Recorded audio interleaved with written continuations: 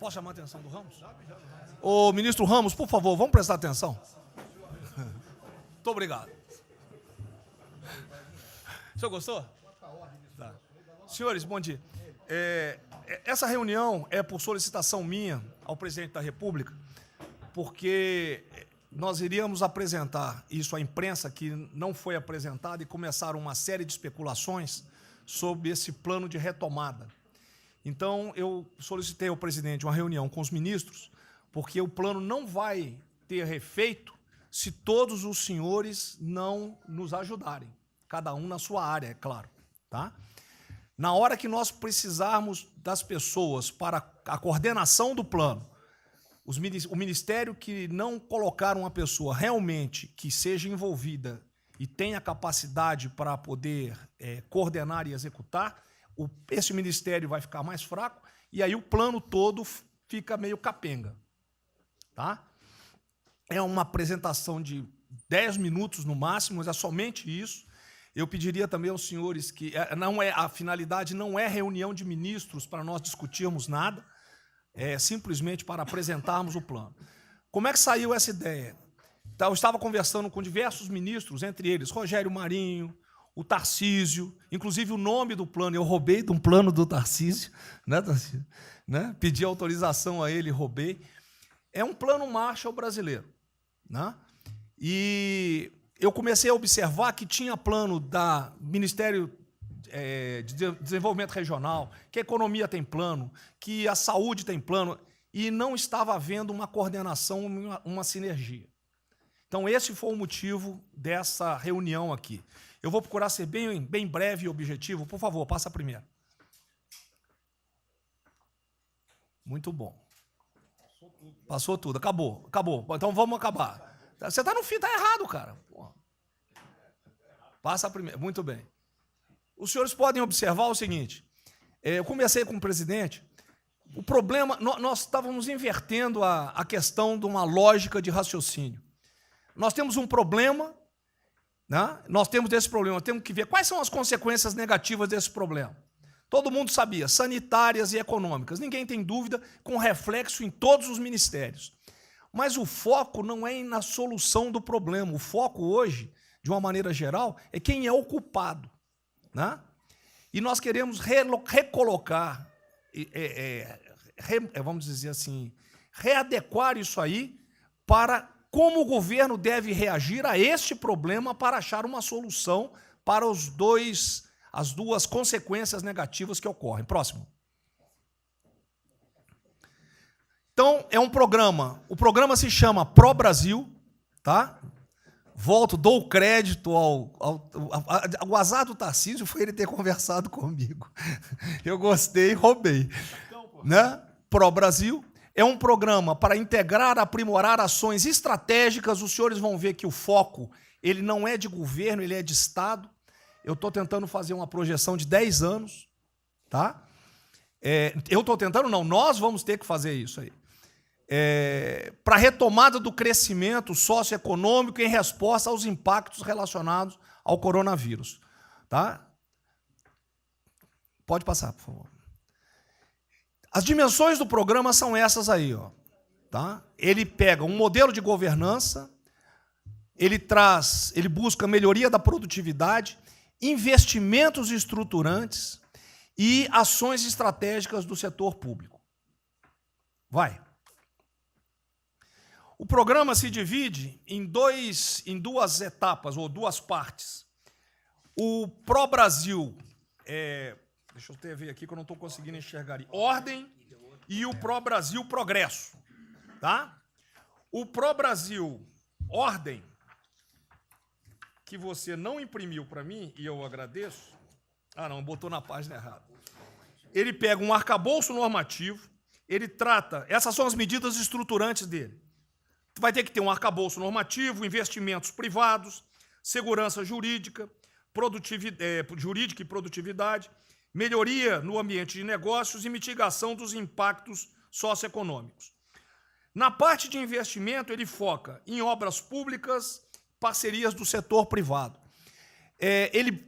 Esse programa também ele tem um foco na redução das desigualdades regionais. tá? Tem um foco na redução das desigualdades regionais. Ô, Cid, está com o dedo pé rápido aí. E... Só um segundo, por favor. Pode passar, por favor, Cid.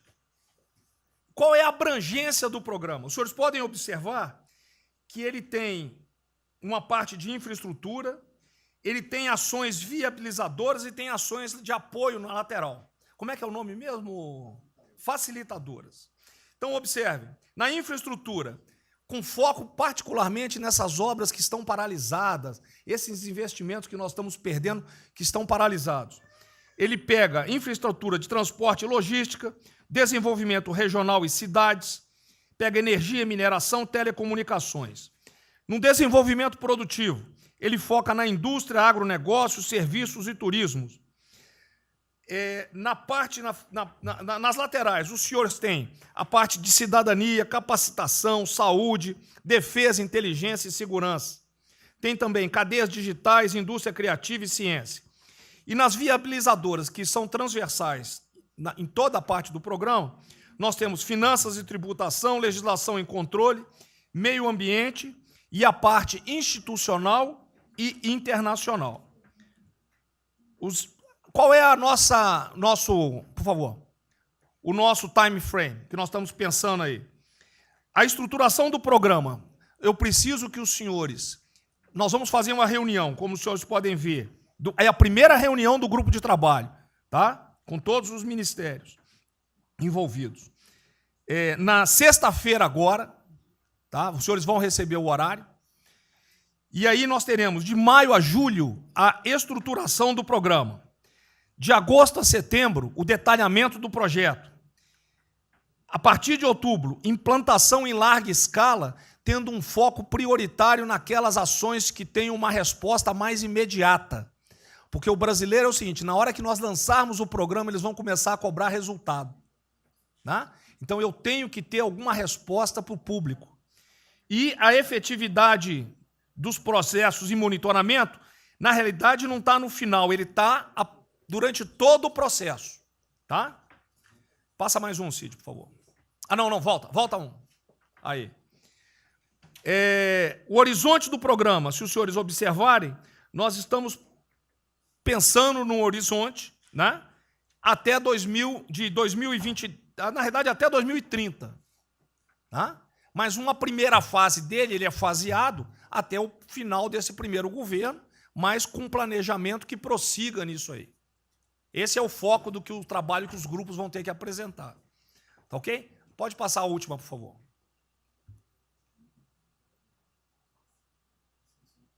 É sem som mesmo. Certo? Só um layout para os senhores. Então, na sexta-feira, eu solicitaria que os senhores, quando enviassem os representantes, esses representantes já viessem com uma noção dos programas ou do que os senhores pretendem dentro dos ministérios de vocês. Uma primeira ideia, e nós vamos partir disso para elaborar isso aí. O trabalho não será feito aqui é somente uma coordenação. Cada ministério vai fazer e nós vamos coordenar. Presidente, era só isso. Vamos dar a palavra ao Paulo Guedes, que, com todo respeito aos demais, eu acho que é o ministro mais importante nessa missão aí. Eu queria fazer a primeira observação, é o seguinte, não chamem de plano Marshall, porque revela um despreparo enorme. Não, isso aqui foi só... Então, quando se falou em plano Marshall, Pro Brasil é um nome espetacular, 10 mil. Plano Marshall é um desastre, porque revela despreparo nosso. Plano Marshall, por exemplo, os Estados Unidos podem fazer um plano Marshall para nos ajudar. A China deveria financiar um plano Marshall para ajudar todo mundo que foi atingido. Então, a primeira inadequação, a gente tem que tomar muito cuidado, é o seguinte, é o plano pró-Brasil. Não se fala plano Marshall porque é um desastre, vai revelar a falta de compreensão das coisas. A segunda coisa é o seguinte, é super bem-vinda essa iniciativa para nos integrarmos todos. Agora, não vamos nos iludir. A retomada do crescimento vem pelos investimentos privados, pelo turismo, pela abertura da economia, pelas reformas. Nós já estávamos crescendo. Voltar uma agenda de 30 anos atrás, que é investimentos públicos financiados pelo governo. Isso foi o que a Dilma fez 30 anos. Então, está cheio de gente pensando nessa eleição agora e botando coisa na cabeça de todo mundo aqui dentro. São governadores querendo fazer a festa, são, às vezes, ministros querendo aparecer, tem de tudo. E todo mundo vem aqui, vamos crescer, agora temos que crescer, tem que ter resposta imediata, porque o governo vai gastar. O governo quebrou. O governo quebrou em todos os níveis. Prefeitura, governador e governo federal. O que nós conseguimos fazer? Nós sinalizamos o contrário. Nós desalavancamos o banco público, reduzimos o endividamento, baixamos os juros e o Brasil ia começar a voar.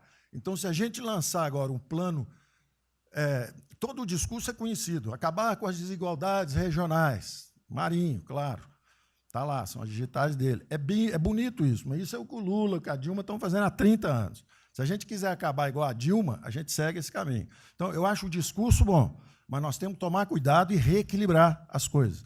Não pode ministro, para querer ter um papel preponderante esse ano, destruir a candidatura do presidente, que vai ser reeleito se nós seguirmos o plano das reformas estruturantes originais. Então, eu tenho que dar esse recado, nós vamos estar à disposição, nós vamos ajudar tudo, mas nós não podemos nos iludir. O caminho desenvolvimentista foi seguido. O Brasil quebrou por isso. O Brasil estagnou. A economia foi corrompida, a política foi corrompida, a economia estagnou através do excesso de gastos públicos. Então, achar agora que você pode se levantar pelo suspensório, como é que um governo quebrado vai investir, vai fazer grandes investimentos públicos? Tarcísio sabe disso, conversamos sempre. Tarcísio sabe o seguinte, quanto é que você consegue, Tarcísio, passar de 5 bi para quanto? Para 15, para 20, para 30? Multiplicou por 6. Quanto é que você consegue de investimento em concessões? 250. Tá certo? Então, ó, tem 100 bilhões vindo para saneamento, tinha 100 bilhões que viriam, as 17 maiores petroleiras do mundo viriam para a nossa cessão onerosa, 100 bilhões de cessão onerosa, 100 bilhões de mineração, 100 bilhões de saneamento, 230 bilhões de concessões, 500 bilhões. Cadê o dinheiro do governo para fazer isso? Não tem. Então, quem está sonhando é sonhador. A gente aceita. Politicamente, a gente aceita. Vamos fazer todo o discurso da desigualdade, vamos gastar mais, precisamos eleger o presidente, mas o presidente tem que pensar daqui a 3 anos. Não é daqui a 1 ano, não. Tem muita gente pensando na eleição desse ano. É só a observação que eu faria. Eu estou fora de eleições municipais. Só um minutinho. A ideia aqui, ninguém falou em investimento público por enquanto. Inclusive, nós falamos ali em investimento... falamos, inclusive, em investimentos privados. O que tem que acontecer é o seguinte, eu estou vendo o plano de toda gente, nós temos que sentar... Isso, e aí, não, a imprensa, fundamental, a economia, fundamental. Exatamente o que pode, o que não pode. Fundamental a coordenação. Andar, até para não sair na imprensa o que está saindo. Porque saiu na imprensa assim, plano Marshall e economia está fora. Quer dizer, alguém foi para a imprensa e falou, ó, vê um plano Marshall aí, a economia está fora. Quer dizer, enfraquecer o nosso discurso no momento desse é uma tolice, é um atentado contra nós mesmos. Espera um pouquinho, dá licença um pouquinho. Questão da imprensa. Eu acho que eu resumi hoje na frente do Palácio em 20 segundos. Eu não vou falar com vocês, que vocês vão deturpar, vocês inventam e potencializam. Tem que ser o papel de cada um. Não pode um sair daqui no cantinho, foi mais ou menos isso. Não pode falar nada, tem que ignorar esses caras, 100%. Senão a gente não vai para frente. A gente está sendo pautado para esses pulhas, o tempo todo jogando um contra o outro, até a Tereza Cristina contra mim, quem diz? Apaixonar pela Tereza Cristina, jogo ela contra mim, o tempo todo. Tá? Então, se a gente puder falar zero com a imprensa, é a saída. Bom, eu vou ser muito rápido aqui, general. Primeiro, parabéns.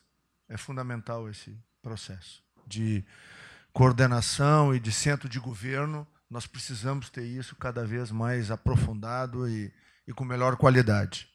Segundo, eu quero, não precisa, mas eu quero me somar a essa visão do ministro Paulo Guedes, porque, vamos lá, nós recebemos o governo com 36 mil obras paradas.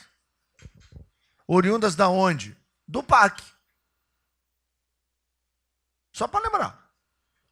O Abraão tem não sei quantas mil creches.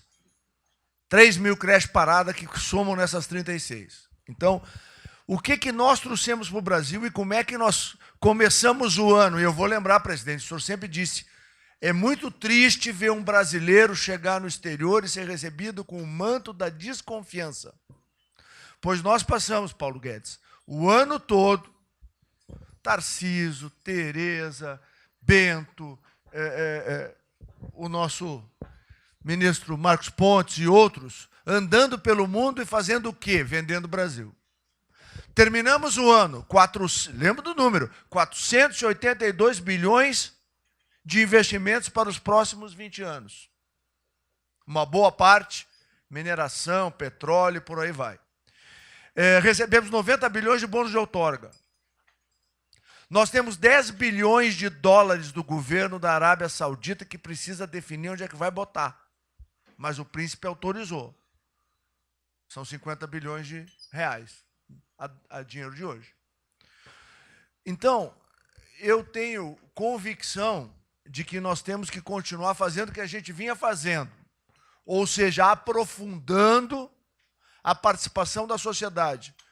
Nós temos uma coisa emblemática aqui, que é a Lei da Liberdade Econômica, que pela primeira vez na história do Brasil, desde que o Brasil é Brasil, o cidadão diante do Estado tem razão até que o Estado prove ao contrário. Foi isso que fez os americanos, que há 200 anos atrás eram muito mais pobres do que nós, ser muito mais ricos do que nós. Então, o aprofundamento são sim das reformas, é sim ousar e ter uma reforma tributária que baixe imposto no Brasil, reduz a carga tributária, estou falando sério. A gente nunca discutiu isso entre nós, mas isso tem que caminhar para isso. Por quê? Porque aí nós damos fôlego à iniciativa privada para que ela faça o que tem que fazer e nós vamos ser mediadores desse processo, apenas. E sinceramente, eu acho que todo o nosso esforço nos próximos dias tem que ser como é que nós mantemos a nossa linha, porque nós terminamos o ano, ministro Ernesto, ministro Tarcísio. O senhor foi recebido na Federação das Indústrias Alemãs com um slide que mostrava a 163 com os caminhões atolados e a 163 pavimentada. E o presidente que coordenava aquele momento, eu estava lá lhe aguardando, voltando da Rússia, disse ao senhor, o que vocês brasileiros fizeram que nós não acreditávamos que vocês recuperaram a confiança e estão fazendo tantas transformações. Então, presidente, só para concluir, 100% nesta linha, mas que a gente não perca o foco original, porque por onde a gente estava caminhando, nós recuperamos a confiança externa e externa. Fomos acometidos de algo muito grave, que é uma doença, e que foi levado ao paroxismo da histeria, porque serve a interesses de muitos, os mais variados, eu não vou aqui detalhar. Mas, sinceramente, temos que rapidamente voltar ao que nós estamos fazendo, porque nós estamos no caminho certo, e a prova disso é que todo mundo voltou a olhar o Brasil com respeito. Bom, eu vou partir do princípio que todos que estão aqui são bem intencionados e querem o bem do Brasil. Tá? Então, não acredito em teoria da conspiração, nem que ninguém quer solapar os alicerces da República, nem abalar a administração do presidente Bolsonaro. Pelo contrário. E quero lembrar a todos que não existem verdades absolutas.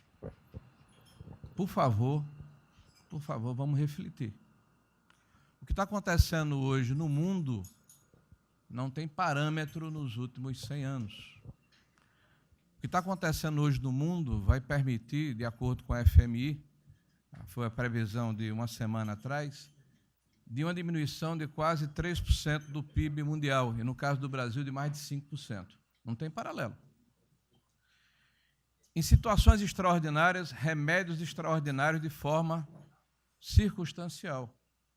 Isso não significa que nós tenhamos a necessidade de implantarmos uma política permanente. O ministro Braga Neto está, na sua apresentação, ele estabelece, inclusive, um limite temporal e deixa claro que é uma política de Estado. O que eu peço é que nós tenhamos aqui as mentes abertas e que os dogmas, quaisquer que sejam eles, presidente, sejam colocados de lado nesse momento. Porque os governos do mundo, certamente, têm a capacidade de entender o que está se passando. E eu tenho visto governos extremamente liberais preparando programas de reconstrução, levando em consideração a necessidade de que o Estado Nacional passe a ter um papel diferente como tomador de risco nesse momento em que há uma queda abrupta da liquidez. O ministro Onyx fala com muita propriedade da Arábia Saudita, dos 10 bilhões de dólares. É bom lembrar, está aqui o ministro Bento, que está se pagando para se retirar petróleo do mundo. Os países vão utilizar suas respectivas liquidez para resolver os seus problemas de infraestrutura e de retomada das suas economias. Nós temos que ter segurança jurídica, senhor presidente. Respeito a contratos, senhor presidente. Capacidade de alavancar recursos privados com a inversão de recursos públicos, sim. É bom lembrar que eu tenho ouvido falar, não sei se é verdade, depois a gente vai colocar na ponta do lápis, que a gente pode chegar a 600 bilhões de reais esse ano de ajuda a empresas e a pessoas físicas. Recursos do governo federal, fruto de endividamento do governo, desse governo, que vai terminar o ano com um déficit 4, 5, 6 vezes maior do que estava precificado no início do ano. Caiu um meteoro sobre as nossas cabeças. Então, por favor, nós não podemos começar uma discussão com verdades absolutas e com dogmas estabelecidos ao longo de 100 anos, em função de uma catástrofe que se abateu sobre o mundo, e os governos de todo o mundo estão se debruçando sobre o assunto, entendendo que muda o papel do Estado. Senhor presidente, é bom lembrar que, quando houve a unificação da Alemanha, eu acho que esse é um fato histórico irrefutável, o Estado alemão entendeu e fez um pacto de que haveria necessidade de investir em capital humano e infraestrutura na Alemanha Oriental para diminuir desigualdades regionais. E esse é um pacto do Brasil. Essa pode ser uma catástrofe que vai nos afundar, ou pode ser uma onda para a gente surfar, uma alavanca para recuperar o país. Todos os países do mundo estão submetidos ao mesmo processo. Vai depender da nossa capacidade de termos uma opção clara de que forma vamos sair desse problema. Se vamos gastar 600 bilhões de reais para resolver uma situação que é emergencial e todos reconhecemos que é necessária, de darmos segurança à população, no caso alimentar, para evitarmos o caos, para diminuirmos a mortandade das empresas, muito bem, está correto, essa é a boa direção.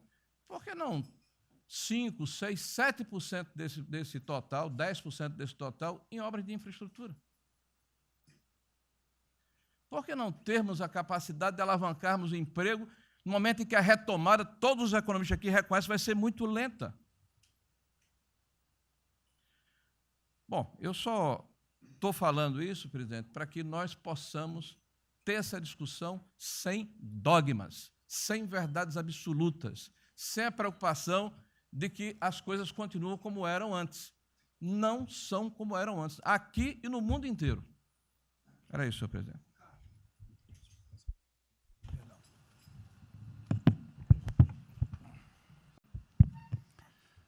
Presidente, eu estava assistindo atentamente a apresentação do colega ministro Braga Neto, e na parte final, ali no slide das questões transversais, está o meio ambiente, mas eu acho que o que eu vou dizer aqui sobre o meio ambiente se aplica a diversas outras matérias.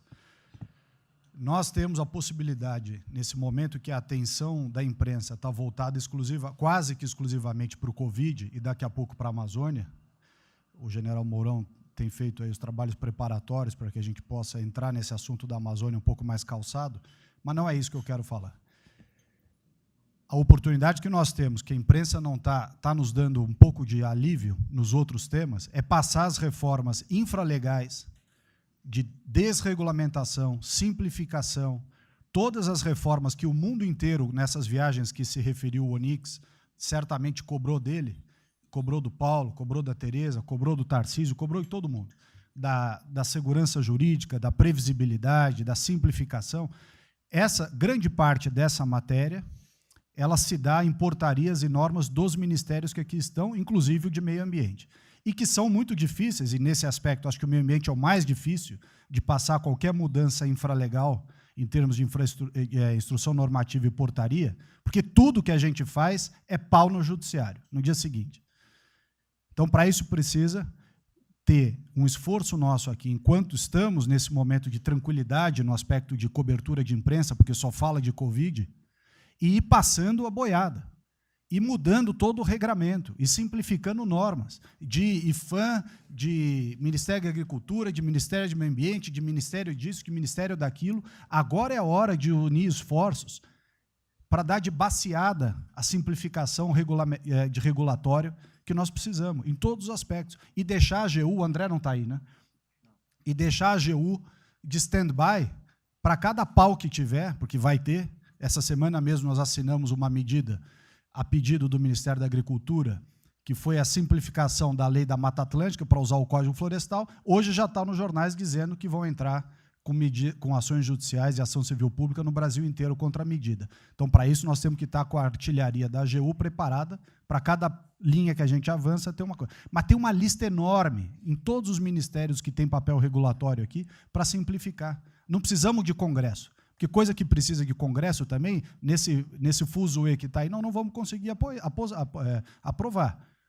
Agora tem um monte de coisa que é só parecer, caneta. Parecer, caneta. Sem parecer também não tem caneta, porque dar canetada sem parecer é cana.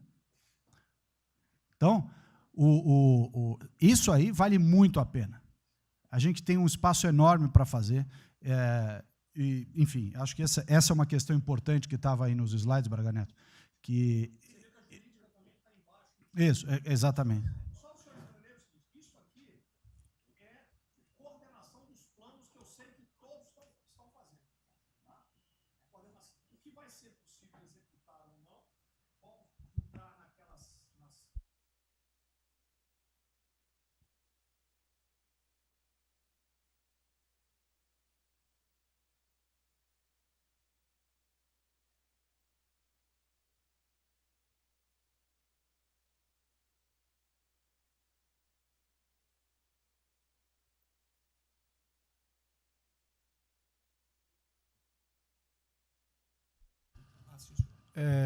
Me ligou agora de manhã o Eduardo Gouveia Vieira, da Firjan.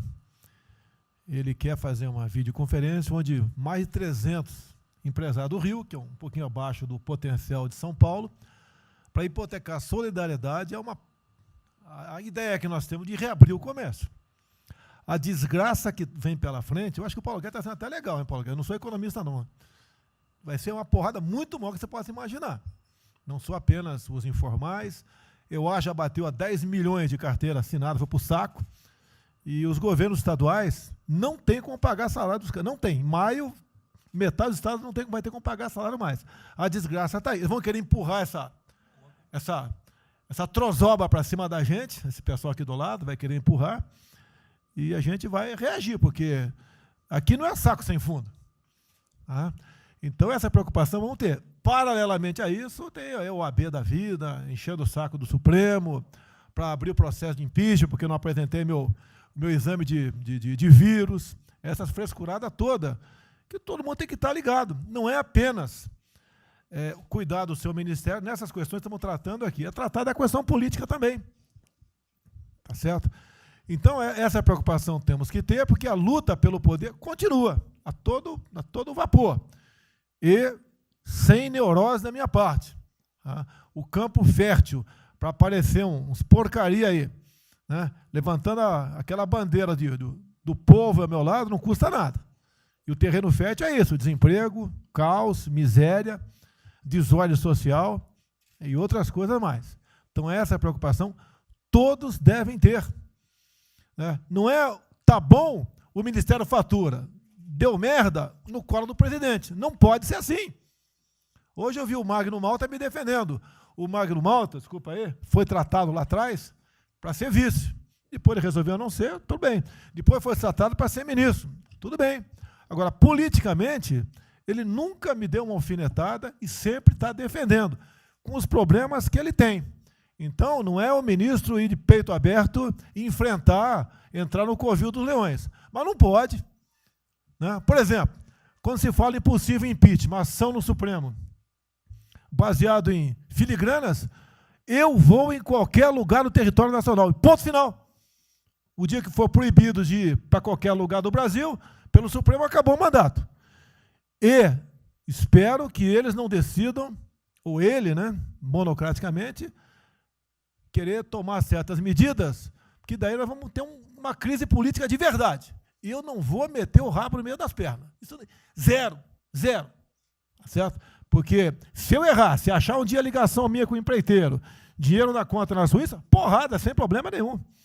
Vai para o impeachment e vai embora. Agora, com frescura, com babaquice, não. Até em cima do que eu falei, em frente ao Forte Apache. Eu sou o chefe supremo das Forças Armadas. Ponto final. O pessoal estava lá, eu fui lá, dia do Exército. E falei algo que eu acho que não tem nada demais. Mas a repercussão é enorme. Oh, AI-5. Cadê o AI-5? Acabou com o AI-5, não existe adicional no Brasil mais. É uma besteira. Artigo 142. É um pessoal que não sabe interpretar a Constituição. Agora, em cima disso, fazer uma onda, vamos ouvir deputados, empresários, sei lá o que for. Agora, quando a Câmara faz lá dentro uma homenagem a Che Guevara, a Mao Tse Tung e tudo mais, não tem problema nenhum. Quando o Partido Comunista do Brasil faz suas convenções e idolato lá, Fidel Castro, então não tem problema nenhum. Quando um coitado levanta uma placa de AI-5, que eu estou me lixando para aquilo, porque não existe AI-5. Não existe. Artigo 142. Nós queremos cumprir o artigo 142, todo mundo quer cumprir o artigo 142. Em haver necessidade, qualquer dos poderes pode, né, pedir às Forças Armadas, né, que intervenham para restabelecer a ordem no Brasil, naquele local, sem problema nenhum. Agora, todos, né, têm que se preocupar com a questão política, e a quem de direito, tira a cabeça da toca, porra. Não é só ficar dentro da toca o tempo todo, não. Estou bem, estou cuidando da minha imagem, a minha imagem está aqui, eu sou bonitinho, e o resto se exploda. Não, tem que fazer a sua parte. Então é isso que eu tento falar com você, que depois de um certo momento, onde chegar a cabeça dessas pessoas, fica difícil voltar atrás. Daí querem uma crise, é uma crise. Não tenho amor por esse mandato, por a cadeia de presidente. Zero. Não vou provocar ninguém. E assim como a defesa faz uma nota muito boa, dizendo que vai cumprir a Constituição, liberdade, 10, e não aceita golpe, 10, também não aceita o contragolpe dos caras, porra. Vai deixar alguns malucos aí, que a gente sabe quem são, ficar aí naquela fervura de o presidente é irresponsável, ele é maluco, ele é genocida. Não é assim. Não o que vale para um lado, vale para o outro. O que não vale para um lado, não vale para o outro. Essa é a nossa preocupação que devemos ter. Com isso que está aqui, o pró-Brasil, mas também com a questão política. Se nós começarmos a falar com propriedade, e tem muita gente que fala muito melhor do que eu, e tem um conhecimento muito melhor do que eu, tem que falar, pô, discretamente, mas tem que falar, para não deixar subir a temperatura, que é só porrada o tempo todo em cima de mim. E vou continuar indo em qualquer lugar do Brasil, ponto final, o problema é meu. Tá certo? Se eu não tivesse direito de ir e vir, prefeitinho lá do fim do mundo, um jaguapoca de um prefeito, manda prender. Tem que a justiça se posicionar sobre isso, porra. Tem que se posicionar sobre isso abertamente. Não admitimos prisão por parte de prefeitos e o decreto. Tem que falar, não é ficar quieto. E aquele direito aqui, e todos os ministros têm que falar isso aí, não é só a justiça. Todos têm que falar. Não é ficar, toca o barco não e vamos em frente. Tá? Então é isso que eu apelo a vocês, pô. Essa preocupação, acordem para a política e se exponham. Afinal de contas, o governo não só. E se eu cair, cai todo mundo. Agora, se tiver cair um dia, vamos cair lutando, uma bandeira justa, não para uma babaquice de exame antivírus, pô. Pelo amor de Deus, pô. Tá? Eu, até já bem claro, de uns 8 anos para cá, quando pedia farmácia de manipulação, um remédio qualquer, eu falava com o médico. Bota um nome de fantasia, porque se for o meu nome para lá, como sempre foi um cara manjado, né, tem 3, 4 que vão manipular lá o medicamento, pode me envenenar, pô. E assim é a mesma coisa a questão do vírus, entre outros. De acordo com o interesse, o cara dá negativo ou dá positivo. Depois que deu, vai para a contraprova, mas dá problema. E nós sabemos, tá certo, que nós temos um compromisso com a verdade. Eu jamais mentiria se não tivesse realmente um exame negativo. Jamais o emitir é negativo e deu positivo e vice-versa. Jamais. A verdade é acima de tudo. Então, é o apelo que eu faço a todos que se preocupem com política para não ser surpreendido. E eu não vou esperar o barco começar a afundar para tirar água. Estou tirando água e vou continuar tirando água de todos os ministérios. No cante é isso. A pessoa tem que entender. Se não quer entender, paciência, pô. E eu tenho o poder e vou interferir em todos os ministérios, sem exceção. Nos bancos eu falo com o Paulo Guedes, se tiver que interferir. Nunca tive problema com zero problema com o Paulo Guedes. Agora, os demais, vou. Eu não posso ser surpreendido com notícias. Eu tenho a PF que não me dá informações. Eu tenho as inteligências das Forças Armadas que não têm informações. A BIM tem seus problemas. Tem algumas informações. Só não tenho mais porque está faltando, realmente, temos problemas, aparelhamento, etc. Mas a gente não pode viver sem informação.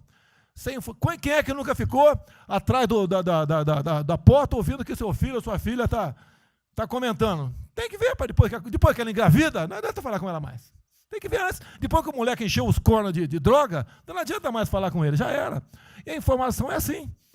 Eu estava vendo, estudando no fim de semana aqui, como é que o serviço chinês secreto trabalha nos Estados Unidos. Qual a preocupação nossa aqui? É simples o negócio. Ah, não deve falar publicamente. Deve falar como? Está todo mundo vendo o que está acontecendo?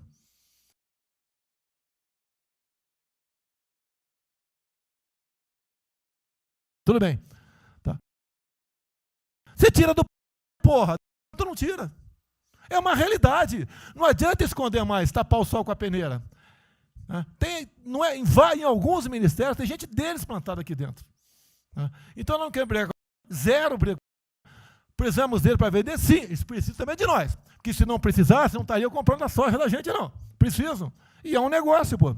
E devemos aliar com quem tem alguma afinidade conosco, para a gente poder fazer valer a nossa vontade naquele momento. Não adianta se esconder aqui, depois tem um problema, daí liga para o tio, e fala, pô, cara, você me ignorou até hoje? Você só não me chamou de imperialista, igual a esquerdalha e o FHC falava no passado. No resto, agora não dá mais. Então, essa é a preocupação que temos que ter, a questão estratégica, que não estamos tendo. E me desculpe, o serviço de informações nosso, todos, são uma vergonha, que eu não sou informado. E não dá para trabalhar assim, fica difícil. Por isso, vou interferir. E ponto final, pô. Não é ameaça, não é uma extrapolação da minha parte, é uma verdade. Como eu falei, né? Dei os ministérios para os senhores, o poder de veto. Mudou agora, tem que mudar, pô. E eu quero realmente governar o Brasil. Nós precisamos de todos aqui, como disse o Marinho, né? Aqui é o mesmo barco. Se alguém cavar no porão aqui, vai todo mundo para o saco aqui, vai todo mundo morrer afogado. Então é isso que a gente precisa, é pensar além do que tem que fazer internamente aqui. Quando explodiu o Inmetro, eu conversei com o Paulo Guedes. Desculpa a linguagem, é uma putaria o Inmetro. Trocar tacógrafo, tocar taxímetro, botar chip na bomba de combustível, putaria, igualzinho a tomar 3 pinos. Está muito bem agora, a imprensa enfiou porrada. Botou um coronel. Coronel formado pelo IME. Não ia botar um coronel sem uma formação. Tá? E assim nós devemos agir, como estava discutindo agora. IFAM, está lá vinculado à cultura. Eu fiz a cagada em escolher, não escolher uma pessoa que tivesse também outro perfil. Uma excelente pessoa que está lá, tá? Mas tinha que ter outro perfil também. O IFAM para qualquer obra no Brasil. Compara do Luciano Hang. Encontra lá um cocô petrificado de índio, para a obra, pô. Para a obra. O que tem que fazer? Alguém no IFAM que resolva o assunto. E assim nós temos que proceder. E assim, cada hora, como eu falei da Tereza Cristina, que mudou uma instituição normativa, revogou uma instituição normativa, ajudou 400 mil pessoas no Vale do Ribeira, parabéns a ela. Assim são outras decisões. A questão de armamento, tá? As questões de... por quê? Espera aí. Senhor ministro da Justiça, por favor. Foi decidido há pouco tempo que não podia botar algema em quase ninguém. Por que estão botando algema em cidadão que está trabalhando, ou mulher que está em praça pública, e a justiça não fala nada? Tem que falar, pô. Vai ficar quieto até quando? Ou eu tenho que continuar me expondo? Tem que falar, botar para fora, esculachar. Não pode botar algema. Decisão do próprio Supremo. E vão ficar quietos até quando? Ficar humilhando o nosso povo. Por quê? Isso está crescendo. pessoal fica apontando para mim, votei em você para você fazer alguma coisa.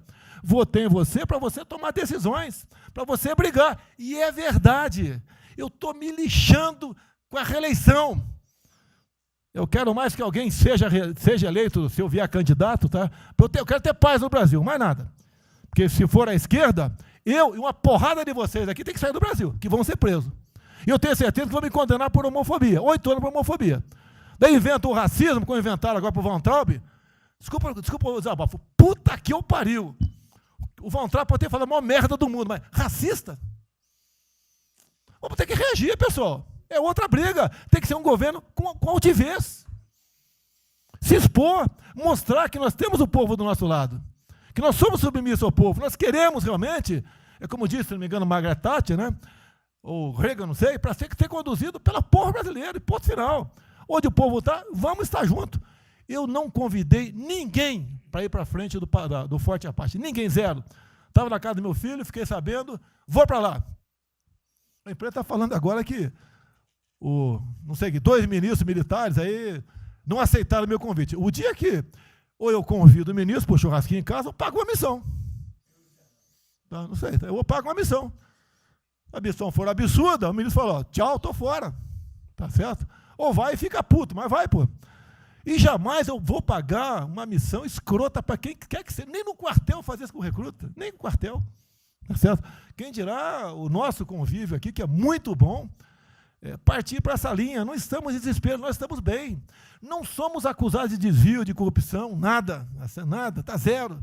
Temos problema pela frente, vamos tentar solucionar. Eu tenho conversado com vários ministros. E vamos solucionar, porque o destino do Brasil está na mão desse grupo privilegiado que está aqui.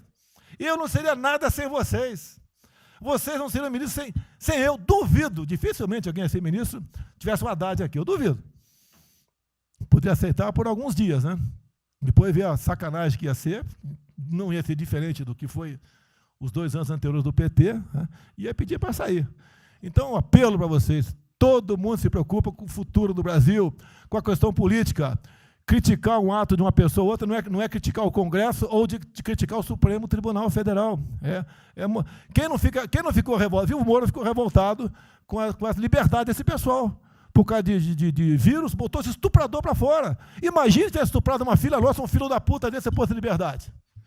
Agora temos que colocar no lugar dessas pessoas, desse pai que teve a filha estuprada, e o vagabundo foi posto na rua. Uma decisão, foda-se quem seja, tem que jogar pesado em cima disso. Não é um desabafo, pessoal, é uma realidade. O nosso barco está indo, mas não sabemos ainda, no momento, dado o último caso, vírus, para onde está nosso barco. Pode estar indo em direção ao iceberg. A gente vai para o fundo. Então, vamos se ligar, vamos se preocupar. Quem de direito se manifesta com altidez, com palavras polidas, tá? Mas coloca uma posição. Porque não pode tudo vem para a minha retaguarda, tudo. Tá? E vocês têm que apanhar junto comigo, logicamente, quando tiver motivo para apanhar, ou motivo para bater.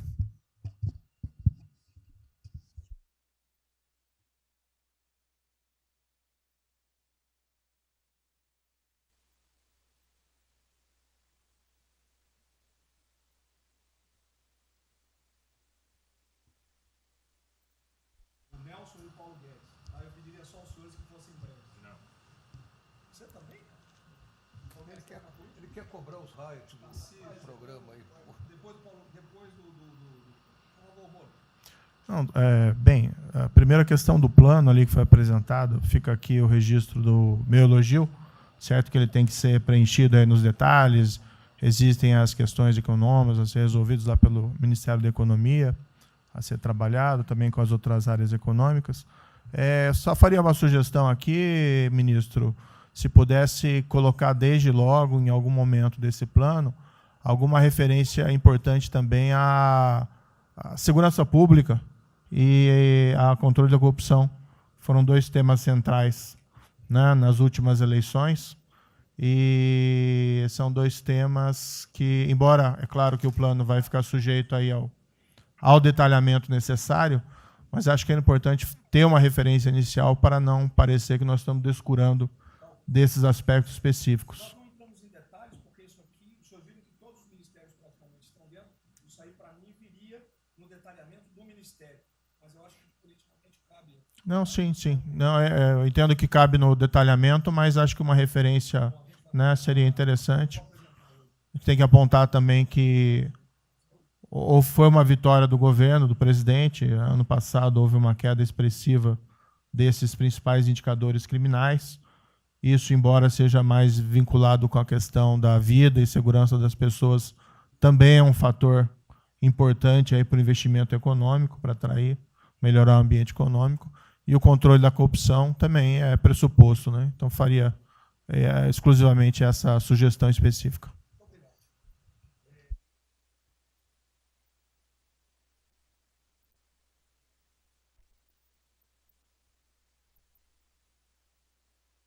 Para a gente começar a falar do dia seguinte, o próprio ministro Guedes, nas discussões que temos tido nas últimas semanas, tem nos orientado: o BNDES foca na reconstrução, foca no dia seguinte, porque a crise de saúde vai demorar alguns meses e a reconstrução muito mais meses do que isso. Então, é muito oportuno a gente já começar a discutir isso. Segundo, aqui eu subscrevo as palavras do ministro Salles. O que a gente tem observado nos projetos e concessões e etc., uma parte crítica a essa legislação ou funcionamento da máquina pública. É um momento muito oportuno para a gente aproveitar isso, e isso faz uma baita diferença no preço de um projeto, na velocidade, faz muita diferença. Então, subscrevo aqui as palavras do ministro Salles. E, por último, ministro, quando eu assumi o banco em julho, o banco estava montado como uma fábrica de empréstimo, e o banco, durante 15 anos, foi uma fábrica de empréstimo.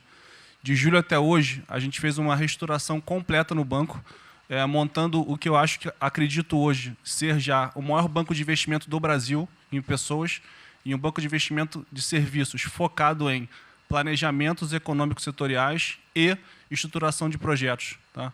O banco já está atuando dessa forma. Temos um vasto conhecimento setorial, um vasto conhecimento de planejamento, já está rodando a contento. E esse BNDES de hoje se parece muito mais com o BNDES de 20 anos atrás, que era o BNDES que planejava e estruturava esses projetos para o Brasil. Então, eu queria colocar aqui à sua disposição, que nos use, estamos a serviço. Então, o que o senhor achar adequado e razoável, tanto no fornecimento de informações, mas como também nesse planejamento, na coordenação, temos já um modus operandi, uma estrutura que é plug and play. Se o senhor quiser usar, já está pronta para rodar para esse tipo de mapeamento e estruturação de projeto. Então, por favor, sinta-se bem à vontade de nos usar integralmente aqui na coordenação desse projeto, caso o senhor entenda adequado. Tá?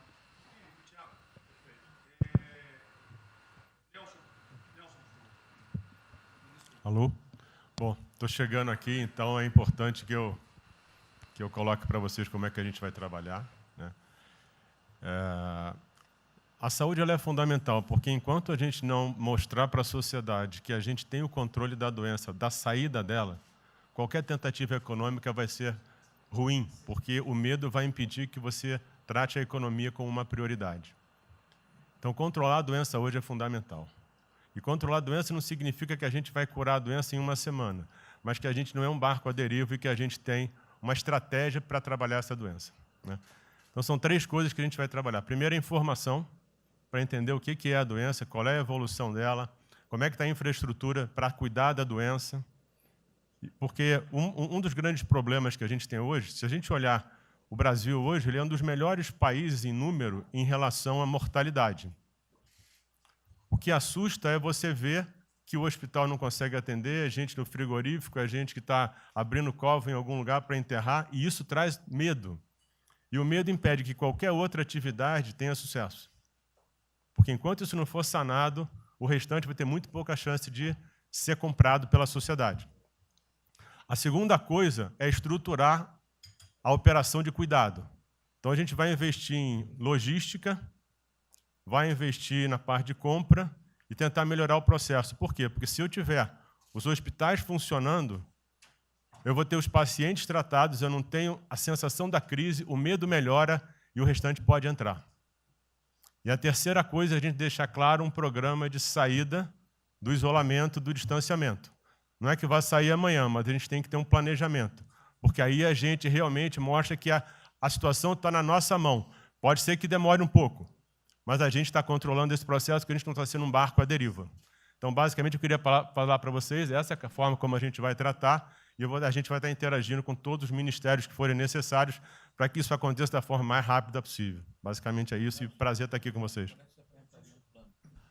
Ontem eu liguei para o diretor-geral da Polícia Rodoviária Federal. Chegou ao meu conhecimento uma nota que era dele sobre o passamento de um patrulheiro. E ele enfatizou que era Covid-19. Eu liguei para ele. Por favor. O que mais? Ele era obeso, era isso, era aquilo. Bem, tinha... Como é que é? Comorbidades. Comorbidades. Mas ali na nota dele só saiu Covid-19.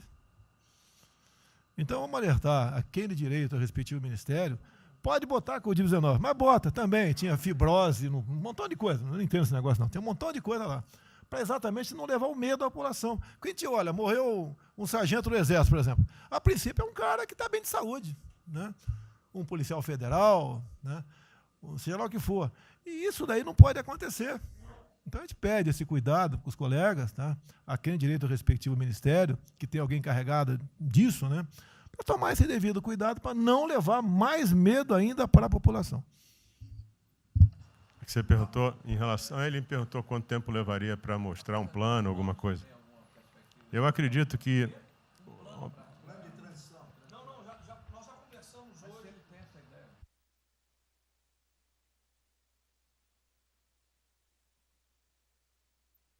A gente está trazendo um reforço para poder acelerar esse processo, porque, na verdade, a gente está correndo contra o tempo.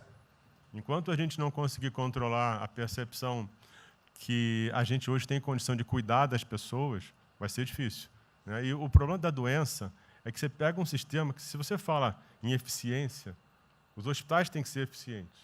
Então, quando você fala em eficiência, você vai quase no limite do cuidado. Você não tem sobra, você não tem gordura. Quando você pega uma doença que chega, que é muita gente ao mesmo tempo, você não consegue ter agilidade para preparar o sistema para cuidar dela. E a gente tem um problema adicional que a gente tem que tomar cuidado, que é o seguinte: como você tem os hospitais com pouca... Você tem muita gente falando de Covid, mas os hospitais estão diminuindo muito o atendimento, o que significa que eles vão ter problema financeiro. Se isso prorroga, esses hospitais vão ter cada vez mais dificuldade, você vai poder ter um hospital mais sucateado, um hospital fechado. O que está acontecendo hoje? Vamos botar em números hoje, que a gente tem 4 milhões de pessoas hoje com a Covid. O Brasil hoje tem 212 milhões de pessoas. Tem 208 milhões que não estão tendo a atenção necessária. Então, você tem câncer, cardiovascular, isso tudo está represado, é demanda reprimida.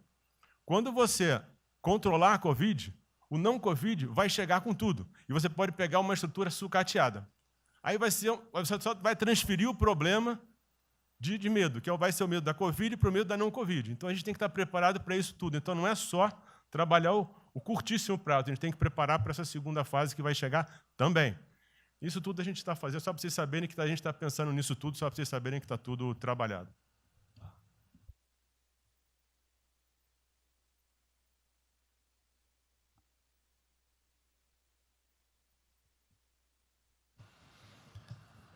Só para louvar a iniciativa, acho que é importante essa coordenação da Casa Civil. Tenho certeza que é o que a sociedade... A sociedade espera isso de nós. A boa notícia é que a gente vem conversando com os investidores, eles estão interessados no nosso programa de concessão. É claro que a gente vai ter que ajustar alguma coisa nos projetos em função da percepção do nível de risco, e a gente vai fazer isso calibrando taxa de retorno, monitorando melhor agora a questão da demanda, né, reestimando demanda nos projetos, mas a gente tem certeza que os projetos vão sair. Qual o cuidado que a gente tem que ter? A gente fala em 250 bi de investimentos, só que concessão funciona o seguinte: o que a gente contratar agora vai gerar investimento em 2023, 2024. Não é imediato. E a gente vai precisar de fazer alguma coisa imediata. E aí tem que ter a inteligência, porque também não adianta. Ministro Paulo, me dá lá 30 bi por ano. Eu não vou gastar, eu não vou usar. Eu não vou ter condição de fazer, de usar isso, né? Porque nos períodos áureos lá que a gente executou mais, a gente consegue ali ter uma capacidade operacional de executar 13, 14 bi, não mais do que isso. E a gente já tem 8 de orçamento por ano. Então, no final das contas, a gente fazendo as contas e vendo o que nós já temos de projeto pronto, o que é necessário, que agrega valor imediato. É 135 Maranhão lá, que leva a safra para o Porto de Itaqui, que se acabou. Ali eu posso fazer uma intervenção imediata. E do que a gente vai falar? Eu estou falando de pegar os 8 que a gente tem e agregar mais 3, mais 4 por ano. É essa a conta. E eu acho que isso é realmente necessário para gerar emprego, para dar a resposta que a sociedade está querendo e conjugando isso com o investimento privado.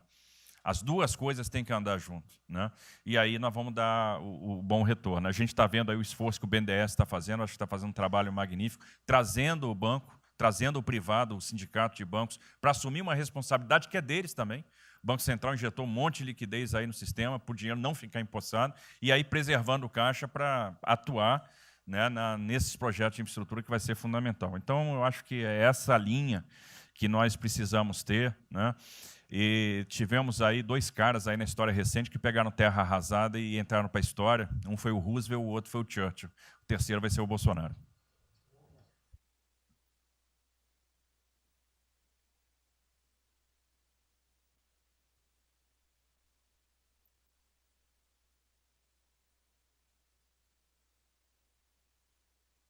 São só 5 pontos muito rápidos. Primeiro, presidente, o maior programa da história do mundo de inclusão social, digital, que nós estamos fazendo nesse governo, pessoas que tomavam dinheiro a 25% ao mês. Quer dizer, todos os ladrões lá, PT, PMDB, PSDB, aquela ladroagem toda, 25% ao mês. E ninguém se indigna. Esse governo que se indignou, o governo dos liberais. Então, assim, acho que a gente está com um problema de narrativa. Hoje de manhã, por exemplo, o pessoal da Band queria dinheiro. O ponto é o seguinte, vai ou não vai dar dinheiro para Bandeirantes? Ah, não vai dar dinheiro para Bandeirantes? Passei meia hora levando porrada, mas repliquei. E falei, olha, vocês estão em casa? Eu tenho 30 mil funcionários na rua. Não tem esse negócio, essa frescurada de home office. Eu já visitei 15 agências. E você em casa? Aí o pessoal ficou um pouco mais calmo. Quer dizer, eu posso ter 30 mil brasileiros nas agências lá. Sabe quantas pessoas a Caixa está pagando hoje? 7 milhões de pessoas. E todo mundo em home office. Que porcaria é essa? Desculpa o meu ponto, presidente. Quando o senhor falou, pô, eu vou me emocionar. O Luiz Lima, que nadou com meu pai, foi atleta olímpico, teve a esposa e a filha de 14 anos presa ontem, num camburão. Que porra é essa? Desculpa. Que porra é essa? O cara vai pro camburão com a filha. Se fosse eu, ia pegar minhas 15 armas e ia dar uma... Eu ia morrer. Porque se a minha filha fosse pro camburão, eu ia matar ou morrer. Que isso? Estava nadando, é uma atleta olímpica. Você tira a pessoa está nadando com 14 anos. Eu tenho uma filha, Maria, de 14 anos. Se a minha filha fosse para o camburão, ou eu matava ou eu morria. Que isso? E a esposa do Luiz Lima nem usou o fato de ser esposa de um deputado federal. Mas ela assim, foi calada e saiu calada. E aquele governador roubando para a direita, para tudo quanto é lado. Então, o governador rouba, aí ele sai prendendo todo mundo e fica tudo isso por isso mesmo. Aí a gente faz o maior programa da história da humanidade de inclusão de pessoas que recebiam 25% ao mês, cobravam. PSDB, PT, PMDB, aquele grupo todo. Na hora de privatizar, todo mundo, porra, com 200 milhões, 300 milhões, porra. Tem vice-presidente da Caixa que eu expulsei, dos 120, 105 eu tirei. E se o senhor precisar, obviamente, o meu chefe é o ministro Paulo Guedes, ele decide. Não tem problema. Inclusive, porque o que acontece é o seguinte, se roubar, eu vou ligar para o ministro Moro para prender. Agora, se precisar de uma diretoria, não sei o quê, desde que sejam honestos, o ministro Paulo Guedes é que decide, etc. Mas dos 120, eu tirei 105. E na Caixa não tem desonestidade, até onde eu saiba. Mas, assim, eu acho que a gente está levando muita porrada, presidente. E, de novo, não estou dizendo de ninguém daqui, não, só leva porrada. Agora, tem um limite. Desculpa, todo lugar que eu vou, as pessoas normalmente são educadas. Mas a paciência chega num limite, obviamente não dessa maneira, eu acho que tem um ponto. Nós estamos emprestando 154 bilhões de reais, mas só um ponto que eu acho importante, Tarcísio é super meu amigo e ele é muito esperto. Qual que é o grande ponto que a gente tem que evitar? O cara que está quebrado, já estava quebrado antes e quer a nossa molezinha. Então, assim, claramente tem que ajudar e eu concordo. Tanto que nós emprestamos 43 bilhões de reais para o segmento imobiliário. 1,5 milhão de pessoas deixaram de ser demitidas. Agora, não é para todo mundo, não. Aquela empresa que já estava quebrada antes, por que a gente vai dar molezinha? Então, este ajuste fino é importante, os bancos têm que fazer. Por quê? Último ponto que eu falo. Já estou sendo processado também, vamos nós dois juntos para a cadeia, por causa do auxílio emergencial. Sabe o que tem? Tem gente do TCU dizendo que a gente está ganhando muito e tem gente dizendo que a gente está ganhando pouco. Ferrou. Ou seja, tem gente querendo me prender porque está dizendo que a gente está ganhando muito. E tem gente querendo me prender, que são aqueles caras lá que estavam antes, dando pouco. Vou acabar sendo preso, mas o que a gente não vai fazer? Deixar 30, 40, 50 milhões de pessoas passarem fome. Então, é só o meu recado dizendo o seguinte, a Caixa é o banco de todos os brasileiros. Poxa, a gente está com 30 mil pessoas. Eu passo ligando, 45 pessoas na Caixa tiveram coronavírus. 2 faleceram, um, na verdade, com 70 anos, que já estava aposentado, e outro. A pessoa, eu chorei mais do que a pessoa, a mãe. Uma pessoa em 30 mil que estão o dia inteiro. E eu já falei para minha esposa, se tiver qualquer coisa, eu vou tomar 1 litro de hidrocloroquina, aquelas coisas todas. Então, assim, eu acho que a gente está, só o último ponto, numa questão de histeria coletiva. Quer dizer, eu posso ter 30 mil funcionários da Caixa pagando 7 milhões hoje, 2 milhões na segunda, ontem a gente abriu 800 agências, vamos abrir no sábado, no domingo, 2 horas antes. Então, o que a imprensa quer? Que você pague, e dane-se os funcionários da Caixa. Mas se morrer 2, Jornal Nacional, presidente Bolsonaro e presidente Pedro, irresponsáveis porque abriram. A gente só vai levar porrada. Agora, realmente, meu ponto é inaceitável, foi a primeira vez que aconteceu. Eu conheço a Milene Comini, atleta olímpica. Quer dizer, um atleta olímpico, a esposa atleta olímpica, a filha de 14 anos no camburão. Eu não sei se eles botaram atrás ou no meio. E aí você solta estuprador, então acho que realmente tem uma questão. E, de novo, eu quero só reforçar uma coisa. O ministro Moro, em um dia, resolveu um problema muito importante. Muito obrigado, ministro. O que aconteceu? Os guardas, né, os que ficam dentro da agência, não poderiam, pela legislação, ir para fora. O que aconteceu? O ministro, em 5 horas, resolveu o problema. Então, nos próximos 90 dias, os atendentes da Caixa Econômica Federal, os guardas, vão poder ir para fora para ajudar a fila. Né? Ou seja, porque tem uma fila, tem 250 agências que tem 500 pessoas na fila. E aí, com a ajuda do ministro Moro, da Polícia Federal, eles emitiram uma portaria. Então, só para finalizar, quero agradecer, ministro, porque só o registro aí, esse até foi fácil de resolver, foi a Polícia Federal que resolveu.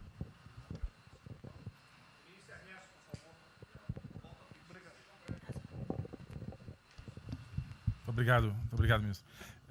Rapidamente, sobre o plano. A dimensão internacional do plano, evidentemente, é fundamental, já está ali contemplada. Eu queria mencionar o seguinte, eu acho que é fundamental que essa dimensão internacional não seja simplesmente uma adaptação nossa ao cenário internacional, mas que ela leve em conta a capacidade que o Brasil hoje tem de influir no desenho de um novo cenário internacional.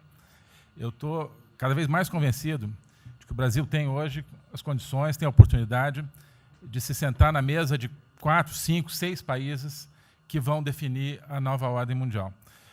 Outro dia, na conversa do presidente com o primeiro-ministro da Índia, o indiano disse que vai ser tão diferente o pós-coronavírus do pré quanto o pós-Segunda Guerra do pré.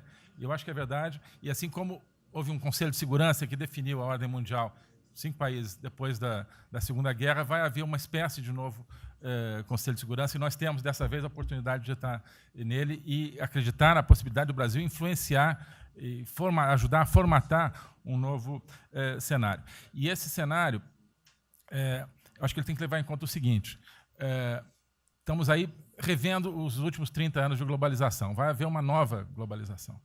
O que aconteceu nesses 30 anos? Foi uma globalização cega para o tema dos valores, para o tema da democracia e da liberdade. Foi uma globalização que, a gente está vendo agora, criou um modelo onde, no centro da economia internacional, está um país que não é democrático, que não respeita direitos humanos, etc. Né? Essa nova globalização, acho que não pode ser cega. Né? Tem que ser uma globalização, tem que ser uma estrutura que leve em conta, claro, a dimensão econômica, mas também essa dimensão da liberdade, dos valores.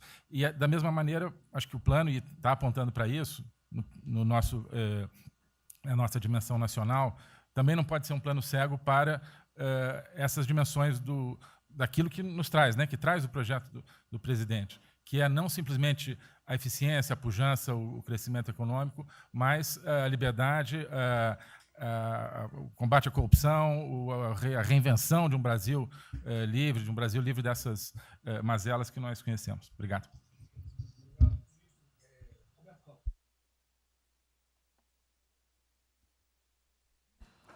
Não, é bem rápido. Eu só vou voltar numa história. Vou voltar aqui numa história breve, que é lembrar que no fim do governo Dilma a taxa de juros era 14,5%, a curta, mas a taxa longa era 20%.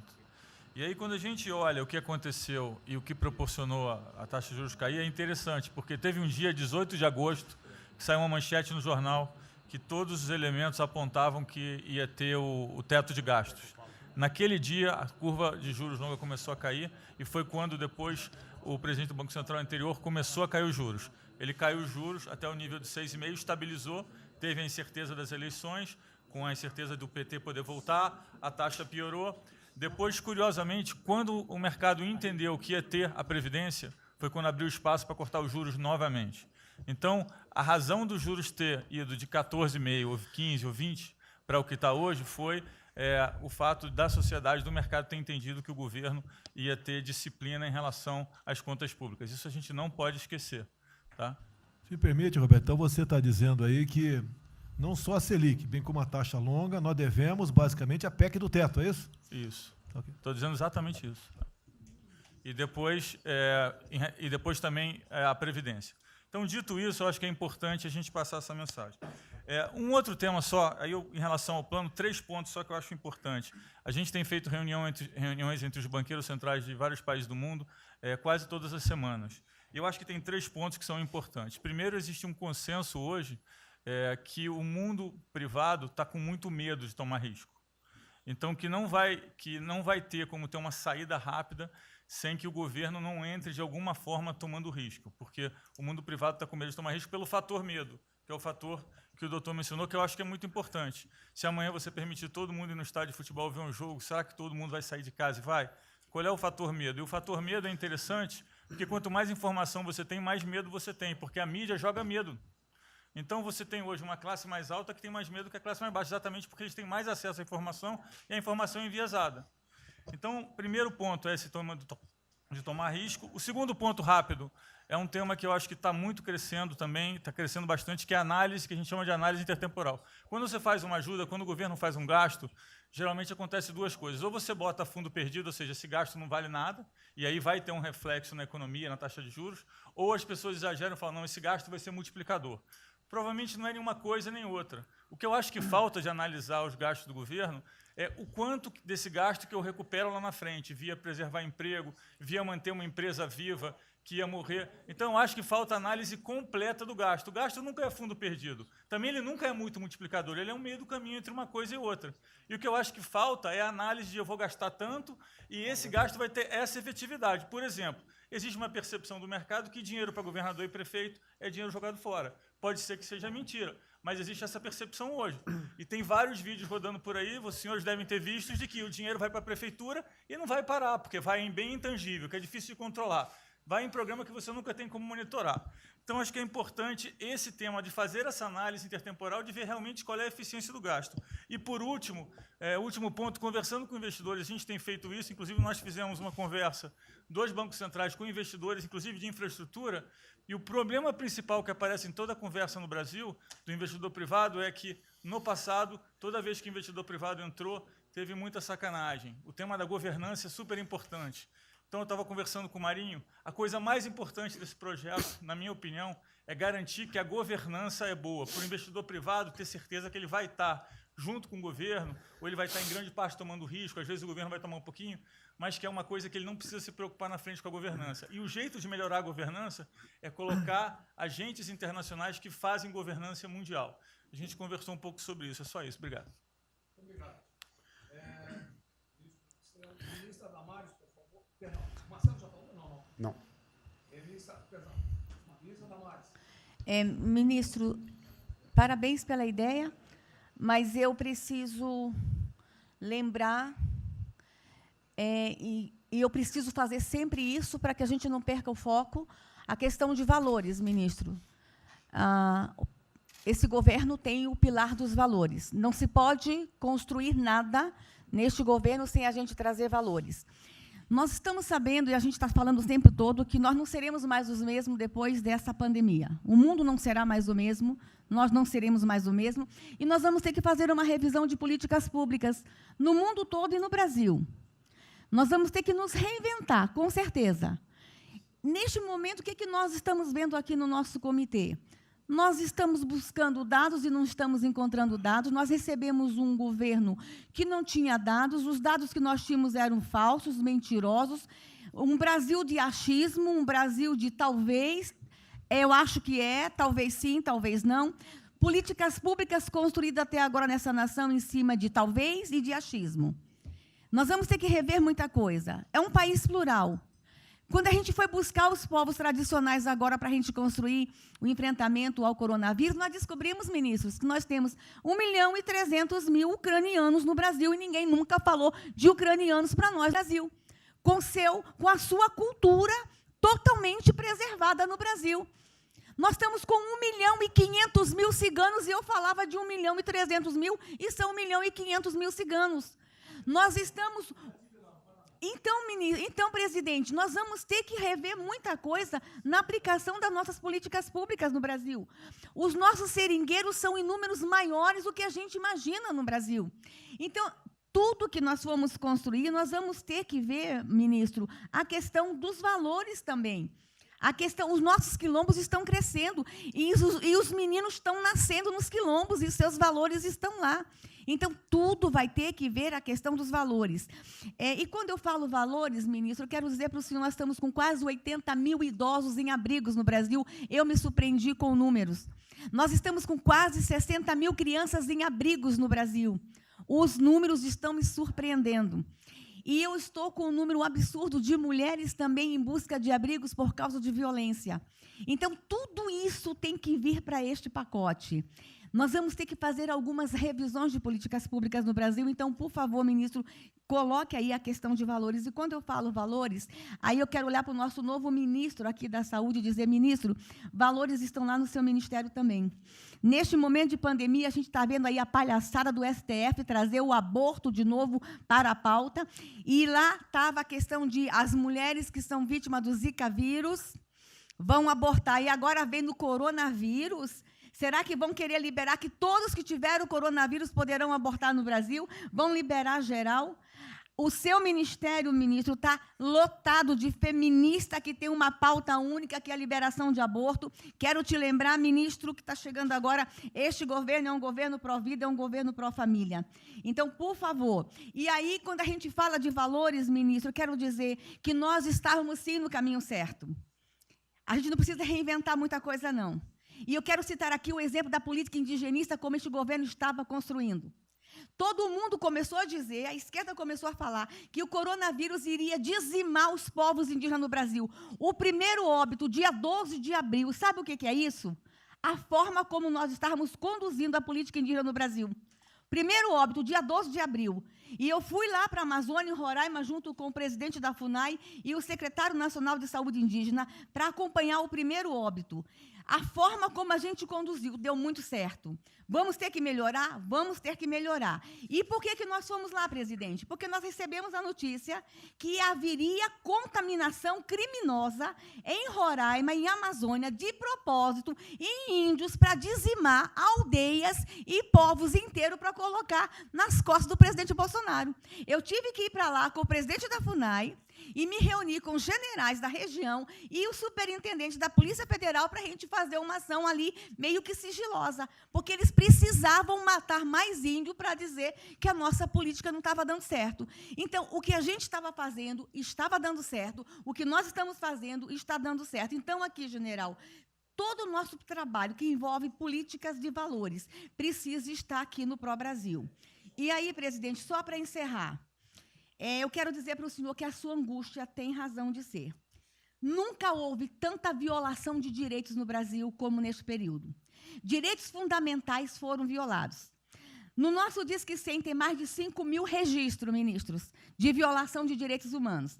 Mas o senhor tem uma ministra de Direitos Humanos e uma equipe muito corajosa. São mais de 5 mil procedimentos e ações que estão sendo construídos. Governadores e prefeitos responderão processos.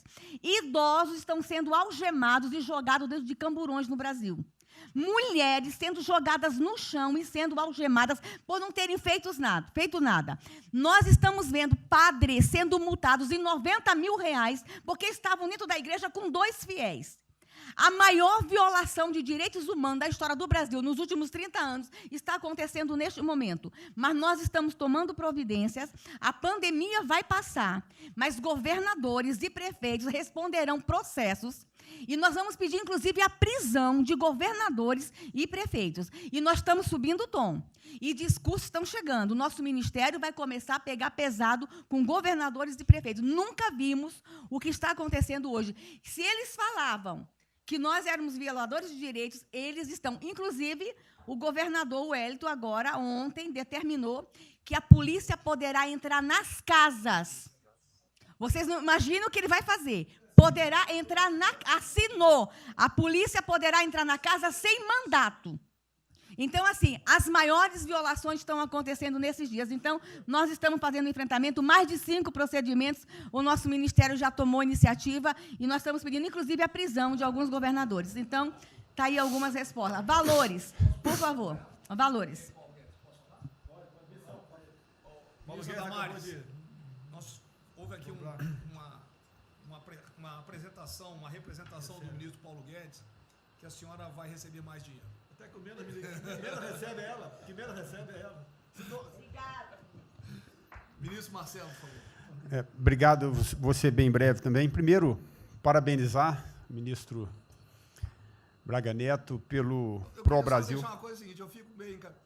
Não é trabalho meu, hein? É trabalho da equipe e eu roubei ideia de um bando de gente aqui. Eu roubei ideia aqui, ali, eu roubei ideia, tá? Eu aproveitei a ideia, eu só coordenei. Um cronograma importante do projeto. Obviamente, todos os ministérios, como o Ministério do Turismo, também já estamos finalizando até amanhã esse programa de retomada. E, presidente, o turismo, obviamente, ele tem uma importância muito grande para a economia, o Paulo Guedes sabe disso, mais de 8%, ou seja, quase 10% do PIB nacional é turismo. E o presidente falou que vai extinguir o ministério porque o turismo acabou. Agora precisa do ministério mais do que nunca, presidente. O turismo ele vinha numa crescente muito importante. O ano de 2019 cresceu 2,6%, enquanto a economia cresceu 1%. Gerou 163% a mais de emprego do que o ano de 2018. E, obviamente, no meio dessa pandemia, foi o primeiro a ser impactado e de forma brutal. O Rogério Marinho sabe bem disso e nos ajudou muito aí. Quero aproveitar para agradecer o Paulo Guedes, o Marinho também nos ajudou muito nesse processo, de contemplar, ou seja, de ter um plano de ação que viesse evitar o desmonte do setor do turismo, porque grande parte das empresas do turismo passou de um fluxo de caixa de 100 para 0 de um dia para o outro. Então, ações como a suspensão de contrato de trabalho, o ministro Moro também, agradeço, teve uma ação fundamental para o setor, que foi uma medida provisória que contemplasse ambas as partes, tanto o consumidor quanto as empresas, através da Senacom, o que impediu judicializações em massa, porque aquela pessoa que comprou o ingresso de um show ou um pacote turístico, ela, se fosse para cima das empresas ainda para pedir o reembolso de imediato, isso seria catastrófico, geraria mais desemprego ainda. Então, essa medida provisória garantiu que as empresas pudessem ter um fôlego, um prazo aí de até 12 meses para fazer esse reembolso. Um terceiro ponto foi a questão dos créditos, que está terminando de ser fechado junto ao BNDES. Agradeço muito aí também o Montesano, a Caixa Econômica também, o Pedro, o ministro Paulo Guedes, que o entrave maior estava na questão das garantias, mas a gente está conseguindo finalizar esse modelo de crédito para contemplar a todos, desde o MEI ao micro, pequeno, o médio, o grande empresário no Brasil do setor turismo. O setor, presidente, ficou muito feliz, se sentindo contemplado com todas essas ações e medidas por parte do governo federal. Então, o setor do turismo no Brasil fizeram cartas com as principais associações agradecendo a postura do governo federal em relação a isso. Eu quero, presidente, falar um assunto aqui que talvez seja muito polêmico, mas eu acho que é importante esse debate nesse momento. Aí eu falo também para a ministra Damares, que eu sei que é uma pauta muito sensível também a ela, que é a questão, presidente, porque o Ministério do Turismo agora tem que ter um planejamento, um plano de atração de investimentos, que é o que gera emprego, renda, é o que ajuda, obviamente, a economia do Brasil. E, para isso, presidente, eu acredito que é um momento propício, nesse planejamento da retomada, discutir os resorts integrados. Não é legalização de jogos, não é bingo, não é caça-níquel, são resorts integrados. Obviamente, presidente, uma pauta que precisa de ser construída, a Damares está olhando com cara feia para mim, uma pauta que precisa de ser construída com as bancadas da Câmara, tanto a evangélica quanto a católica, mostrando ou desmistificando vários mitos que giram em torno disso. Não sei se o ministro Paulo Guedes concorda. Nós temos a possibilidade de atrair pelo menos 40 bilhões de dólares para o Brasil só de outorgas, de investimentos imediatos com essa pauta. Mas o que precisa ser feito, presidente, é realmente desmistificar a questão de evasão de divisas, de lavagem de dinheiro, de tráfico de drogas, e, para isso, eu sugeriria que, nesse debate, pudéssemos contar com o Ministério da Justiça, através da Polícia Federal, o Ministério Público na mesa, a Receita Federal, os órgãos de controle, mas, obviamente, presidente, uma pauta que só levaríamos para frente se a gente conseguir pacificar ou nos fazer entender pelas bancadas evangélicas, pela bancada católica, para que não haja uma distorção na comunicação disso. Tem que ser um projeto muito bem feito, que eu acredito que pode ser, aí, nesse processo da retomada, uma grande oportunidade para o Brasil atrair grandes complexos, dos quais apenas 3% são utilizados para os cassinos. E outra, isso não tem impacto diretamente nenhum na família dos trabalhadores brasileiros. Pacto com o diabo. Não, não é bem assim, não. Vou ter que começar a desmistificar para Damares aqui, estou vendo isso. Então, presidente, aqui não estou dizendo que a gente tem que colocar isso como um projeto de governo, obviamente, mas abrir esse debate em torno dos resorts integrados. Propõe a data, a gente reúne os ministérios, tá bom. a gente conversa. E, para finalizar, presidente, o ministro Nelson, prazer estar aqui com o senhor a primeira vez. A gente fez um projeto muito bem elaborado, né, dentro do âmbito do Comitê de Operações, que visa fazer com que os hotéis possam abrigar os profissionais de saúde, e só os profissionais de saúde. A questão anterior do Ministério, por 2 vezes eu mandei a mensagem, não se manifestou, não se interessou, mas eu acredito que é um projeto que pode, sobretudo, trazer para o governo federal uma boa visibilidade com essa preocupação de quem está na linha de frente do combate, que são os profissionais de saúde. Visando 2 coisas, eu já vou terminar, que é, primeiro, melhorar essa logística do profissional de saúde, que sempre tem um hotel próximo ao hospital, aos hospitais, e também a preservação da família desses profissionais, mostrando, obviamente, a sensibilidade do presidente Jair Bolsonaro na preocupação com essas vidas desses profissionais. Obrigado, ministro. Tem uma reunião, que dia que é a reunião? Parece que é hoje, às 16 horas. Hoje, então. Já tem uma reunião marcada para a gente discutir isso aí. Tá bom. Obrigado. Saúde e turismo, a gente definir. Penúltimo debatedor, ministro Weintraub. Obrigado. Tem 3 anos que eu... Fui claro no penúltimo. Muito obrigado. Tem 3 anos que, através do Onix, eu conheci o presidente. Nesses 3 anos, eu não pedi uma única conselho, não tentei promover minha carreira, me ferrei na física, ameaça de morte na universidade, e o que me fez, naquele momento, embarcar junto, era a luta pela liberdade. Eu não quero ser escravo nesse país. E acabar com essa porcaria que é Brasília. Isso daqui é um cancro de corrupção, de privilégio. Eu tinha uma visão extremamente negativa de Brasília. Brasília é muito pior do que eu podia imaginar. As pessoas aqui perdem a percepção, a empatia, a relação com o povo. Se sentem inexpugnáveis. Eu tive o privilégio de ver a mais da metade aqui desse time chegar. Eu fui secretário executivo do ministro Onix. Eu acho que a gente está perdendo um pouco desse espírito. A gente está perdendo a luta pela liberdade. É isso que o povo está gritando. Não está gritando para ter mais Estado, para ter mais projetos, para ter mais... O povo está gritando por liberdade. Ponto. Eu acho que é isso que a gente está perdendo. Está perdendo mesmo. O povo está querendo ver o que me trouxe até aqui. Eu, por mim, botava esses vagabundos todos na cadeia, começando no STF. E é isso que me choca. Era só isso, presidente. Eu realmente acho que toda essa discussão de vamos fazer isso, vamos fazer aquilo, eu vi muitos ministros que chegaram, foram embora. Eu percebo que tem muita gente com agenda própria. Eu percebo que tem, assim, tem um jogo que é jogado aqui, mas eu não vim para jogar o jogo.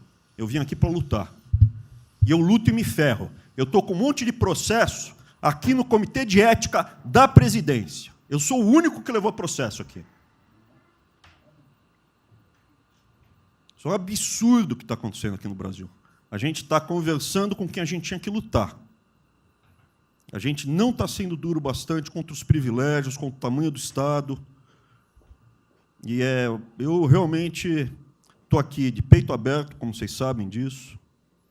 Levo tiro. Odeio o Partido Comunista. Ele está querendo transformar a gente numa colônia.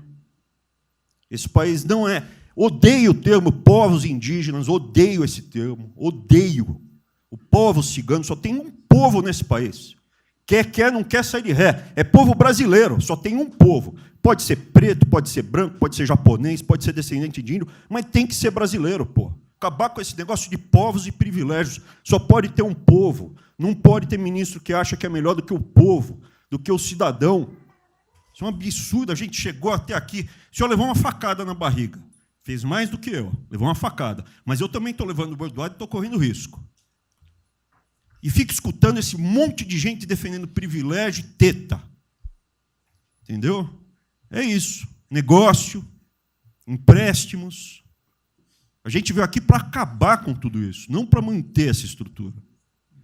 E esse é o meu sentimento extremamente chateado que eu estou vendo.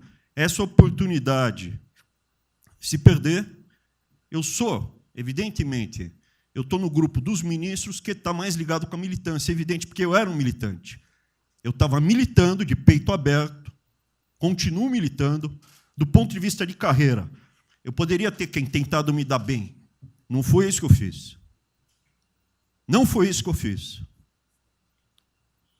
Sei que isso daqui é um palácio, existem intrigas palacianas, estou sendo muito franco.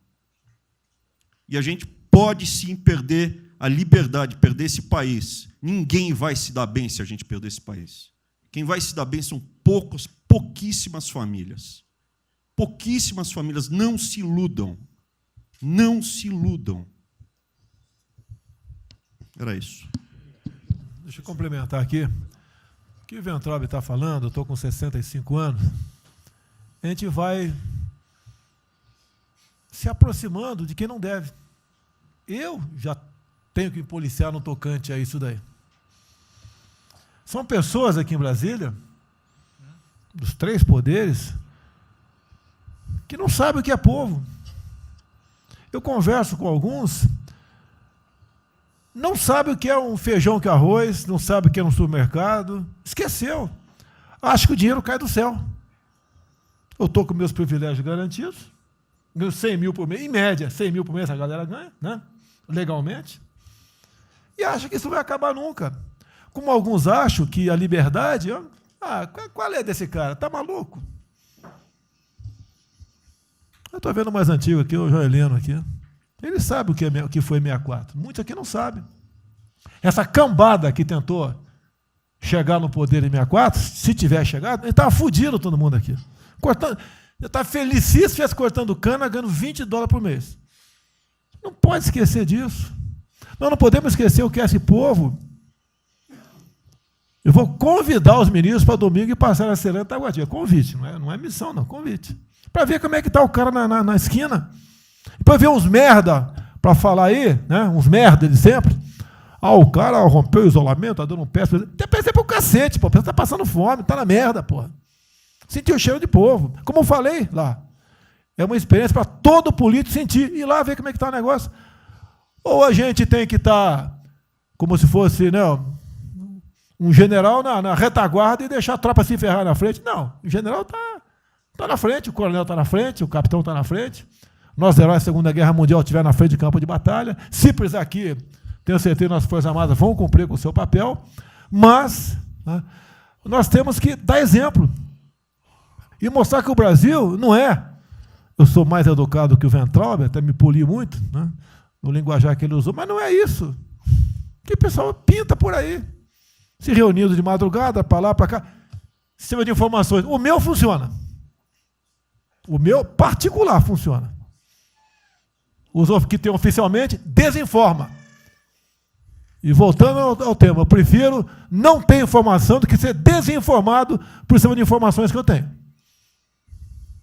Então, pessoal, muitos vão poder sair do Brasil, mas não quero sair, ver a minha irmã de Eldorado, outra de Cajati, o coitado do meu irmão, capitão do exército lá de Miracatu, se fuder, porra. Como é perseguido o tempo todo. A bosta da Folha de São Paulo diz que meu irmão foi expulso de um açougue em registro, que estava comprando carne sem máscara. Comprovou no papel, estava em São Paulo nesse dia, o dono do restaurante, do açougue, falou que não estava lá. E fica por isso mesmo, eu sei que é problema dele, né? Mas é a putaria o tempo todo para me atingir, mexendo com a minha família. Já tentei trocar gente da segurança nossa no Rio de Janeiro, oficialmente, e não consegui. Isso acabou. Eu não vou esperar fuder minha família toda, de sacanagem, ou amigos meus, porque eu não posso trocar alguém da segurança na ponta da linha que pertence à estrutura nossa. Vai trocar. Se não puder trocar, troca o chefe dele. Pode trocar o chefe dele? Troca o ministro. E ponto final. Não estamos aqui para brincadeira. Vai ver um garoto aqui, ó, com todo respeito, do BNDES. Tá, eu conhecia, ele usava calção lá. Tá? Pô, ele veio dos Estados Unidos para cá, podia estar muito bem lá. Veio para cá, vai tentar mudar o Brasil, a convite do Paulo Guedes, que é amigo dos pais dele, por coincidência, né, Paulo Guedes? Coincidência. Eu não lembro dos teus pais, lembro de você, tá certo? Mas alguém que está investindo aqui. E todos nós temos que pensar nisso. O que esses filha de uma égua querem, é a nossa liberdade. Olha, como é fácil impor uma ditadura no Brasil, como é fácil. O povo está dentro de casa. Por isso que eu quero, ministro da Justiça e ministro da Defesa, que o povo se arme. Que é a garantia que não vai ter um filho da puta aparecer para impor uma ditadura aqui. Porque é fácil impor uma ditadura. Facílimo. Um bosta de um prefeito, faz um bosta de um decreto, algema e deixa todo mundo dentro de casa. Se tivesse armado, ia para a rua. E se eu fosse ditador, né, eu queria desarmar a população, como todos fizeram no passado, quando queriam, antes de impor a sua respectiva ditadura. Aí, que a demonstração nossa, eu peço ao Fernando e ao Moro, que por favor assine essa portaria hoje, que eu quero dar um puta de um recado para esses bosta. Por que eu estou armando o povo? Porque eu não quero uma ditadura. E não dá para segurar mais. Não dá para segurar mais. Quem não aceitar as minhas bandeiras, Damares, família, Deus, Brasil, armamento, liberdade de expressão, livre mercado, quem não aceitar isso está no governo errado. Esperem para 22, né, o senhor Álvaro Dias, espere o Alckmin, espere o Haddad, ou talvez o Lula, né? E vai ser feliz com eles, pô. No meu governo está errado. É escancarar a questão do armamento aqui. Eu quero todo mundo armado. Que povo armado jamais será escravizado. E que cada um faça, exerça o teu papel, se exponha. Aqui eu já falei. Pede o ministério a quem for elogiado, pela Folha, pelo Globo, pelo antagonista, tá? Então tem certos blogs que só tem notícia boa de ministro, não sei como. O presidente é uma porrada, mas o ministro é elogiado. A gente vê por aí, o governo está, o ministério está indo bem, apesar do presidente. Mas pra puta que eu pariu, porra. Eu que escalei o time, porra. Trocamos 5, espero não trocar mais ninguém, espero. Mas nós temos que, na linha do Van Traub, de forma mais educada um pouquinho, tá?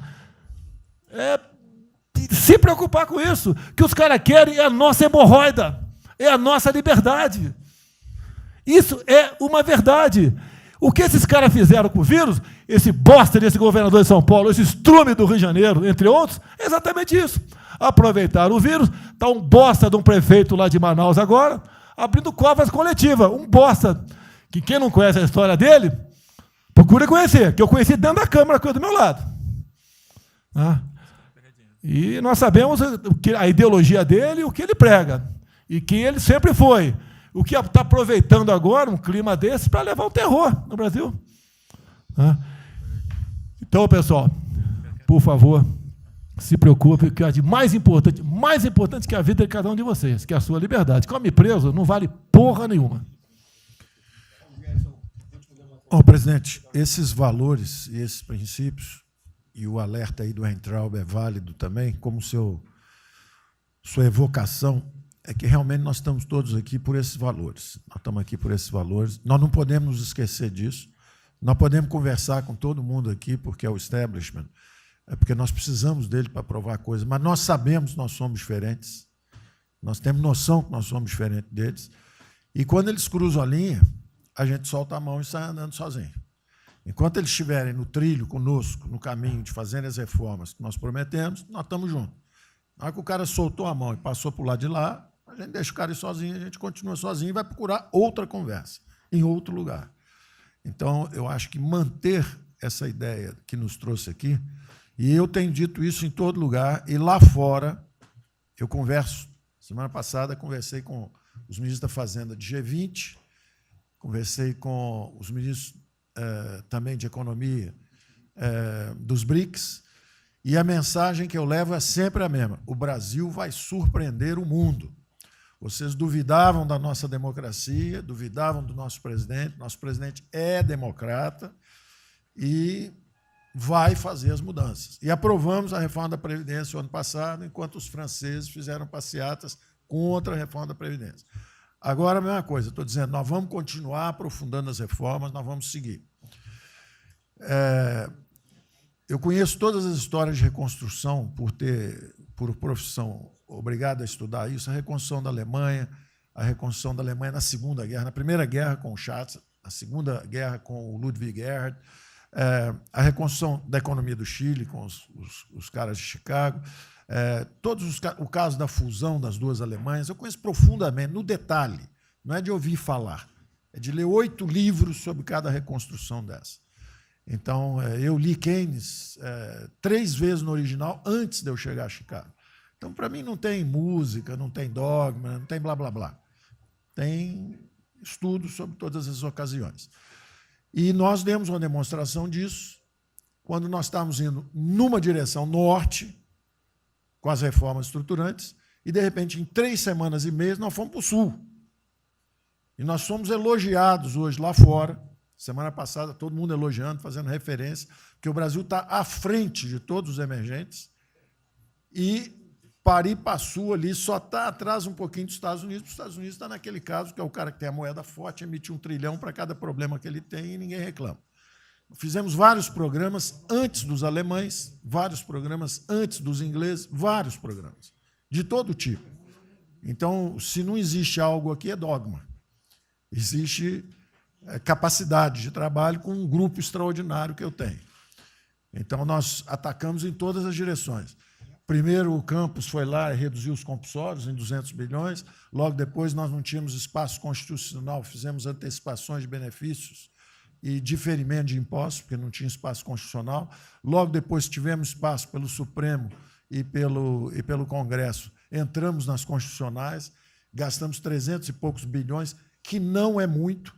Para ter uma ideia, o último déficit do governo Temer foi 160. Nós gastamos 300. Não gastamos tanto assim, mas atingimos 50 milhões de brasileiros, como diz lá o Pedro. 70 milhões de brasileiros. Né? Lançamos essa camada para os mais frágeis, pegamos os idosos, pegamos as empresas, microcrédito, depois de 0 a 360 mil, depois de 360 mil a 10 milhões, montamos um comitê de bancos, estamos lá com o Montesano agora fazendo justamente a reestruturação. Não vai ter molezinha para a empresa aérea, para nada disso. É dinheiro que nós vamos botar usando a melhor tecnologia financeira lá de fora. Nós vamos botar dinheiro, vai dar certo e nós vamos ganhar dinheiro. Nós vamos ganhar dinheiro usando recursos públicos para salvar grandes companhias. Agora, nós vamos perder dinheiro salvando empresas pequenininhas. Então, nós estamos fazendo tudo by the book direitinho. Na conversa com os ministros da Fazenda lá de fora, eu disse que nós estamos com um déficit extraordinariamente alto esse ano, da mesma forma que eles, está todo mundo na mesma direção, só que nós caímos no chão, está uma confusão, tiro, porrada e bomba, mas nós não perdemos a bússola. A gente cai, levanta e sabe para onde nós temos que ir. Nós não vamos perder a bússola. Nós sabemos dos valores, sabemos dos princípios, sabemos o que nós estamos defendendo. Nós estamos defendendo liberdade, liberdade econômica, liberdade política. Nós sabemos o que nós estamos defendendo. E estamos agora, no meio dessa confusão, derrubando a última torre do inimigo, que é uma coisa que nós vamos fazer a reconstrução e a nossa transformação econômica. A outra coisa são as torres do inimigo que a gente tinha que derrubar. Uma era o excesso de gastos na Previdência, derrubamos assim que entramos. A segunda torre era os juros estão descendo e vão descer mais ainda. O Campos tem o mapa já, nós estamos descendo. Então, para ter uma ideia, o ano passado, para esse ano, 120 bilhões a menos de juros. Um plano Marshall por ano, né? Sem juros, de juros a menos. Então, nós sabemos, e é nessa confusão toda, todo mundo está achando que estão distraídos, abraçaram a gente, enrolaram com a gente, nós já botamos a granada no bolso do inimigo. 2 anos sem aumento de salário. Era a terceira torre que nós podíamos derrubar. Nós vamos derrubar agora também. Isso vai nos dar tranquilidade de ir até o final. Não tem jeito de fazer um impeachment se a gente tiver com as contas arrumadas, tudo em dia, acabou, não tem jeito, não tem jeito. E o presidente está no ponto futuro, porque o presidente falou o seguinte, tudo bem, tem a primeira onda que é a da saúde, mas tem a segunda que é da economia, e uma vem agarrada com a outra. Nós estamos ainda tentando sair da primeira, a segunda já está querendo bater. Eu ainda acho que nós estamos preservando os sinais vitais da economia brasileira. Ela, para mim, ainda é um urso hibernando. Você baixa sua energia para zero, consumo de energia para quase zero, só respira, mas quando você sai da gruta, você sai para comer o primeiro bicho que passar, você tem força. Nós não podemos deixar isso graças à super safra da nossa Tereza, à logística do Tarcísio, a comida está chegando, as exportações estão seguindo, a China é aquele cara que você sabe que você tem que aguentar, porque, para vocês terem uma ideia, para cada $1 que o Brasil exporta para os Estados Unidos, exporta 3 para a China. Você sabe que ele é diferente de você, você sabe que geopoliticamente você está do lado de cá. Agora, você sabe o seguinte, não deixa jogar fora aquilo ali não, porque aquilo ali é comida nossa, nós estamos exportando para aqueles caras. Não vamos vender para eles, ponto crítico nosso, mas vamos vender a nossa soja para eles, isso a gente pode vender à vontade, eles precisam comer, eles precisam comer. A Índia também vai precisar comer, vai ser o trading da água, eles vão dizer que é a melhor trading da água. Outro dia alguém comentou comigo, acho que foi o Campos, não foi, Campos? Foi. É o trading da água, quer dizer, os caras precisam de alimento, não tem água, nós temos muito mais água do que eles têm, então eles vão ter que abrir mão da agricultura para fazer outras coisas e nós vamos poder exportar para eles também. Então, nós temos um mapa de voo bom, nós temos uma equipe jovem, preparada, todo mundo trabalhando juntos, e nós não vamos perder o rumo, nós não podemos perder o rumo. Então, vai ter muita conversa, vamos para cá, vamos para lá, vamos fazer isso, vamos fazer aquilo, não vamos perder o rumo, não. Pode dar vestimento, bota peruca loura, passa batom vermelho, faz uma opção de coisa que for necessário politicamente, mas não vão perder o rumo econômico, não, nós sabemos onde nós estamos indo. Então, eu estou só dando uma mensagem de tranquilidade para todo mundo aqui, que é o seguinte, nós estamos fazendo nada exótico, dogmático, nada disso. Nós estamos indo numa direção, fizemos o que o mundo inteiro fez, em 3 semanas e meia, nós fizemos o que o mundo inteiro fez, só que nós não vamos perder o rumo, não. Nós sabemos para onde nós vamos voltar já já, tá certo? E se o mundo for diferente, nós vamos ter capacidade de adaptação. Por exemplo, eu já tenho conversado com o ministro da Defesa, já conversamos algumas vezes, quantos 200 mil, 300 mil, quantos jovens aprendizes nós podemos absorver nos quartéis brasileiros? 1 milhão? 1 milhão a R$200, que é o Bolsa Família, R$300, para o cara de manhã faz calistenia, aprende civil, organização social, como é que é o OSPB, né? Organização Social Política, né? Faz ginástica, canta o hino, bate continente, de tarde aprende a ser um cidadão, pô. Aprende a ser cidadão, disciplina, usar o tempo construtivamente, pô. Voluntário para fazer estrada, para fazer isso e aquilo. Sabe quanto custa isso? R$200 por mês, 1 milhão de cada, 200 milhões, pô. Joga 10 meses aí, 2 bi, isso é nada. Então, nós vamos pegar na reconstrução, nós vamos pegar 1 bilhão, 2 bilhões e contrata 1 milhão de jovens aqui. A Alemanha fez isso na reconstrução. Aí você também quer fazer estrada, precisa de 3, 4 bilhões a mais, tem um orçamento de 8, toma aqui seus 4 bilhões. Isso não faz falta. Isso não faz falta. Não é isso o problema. A mesma coisa o nosso problema do jogo, nos recursos integrados, não tem problema nenhum, são bilionários, são milionários, executivos do mundo inteiro. O cara vem, fazem convenções. Olha, o turismo saiu de 5 milhões em Singapura para 30 milhões por ano.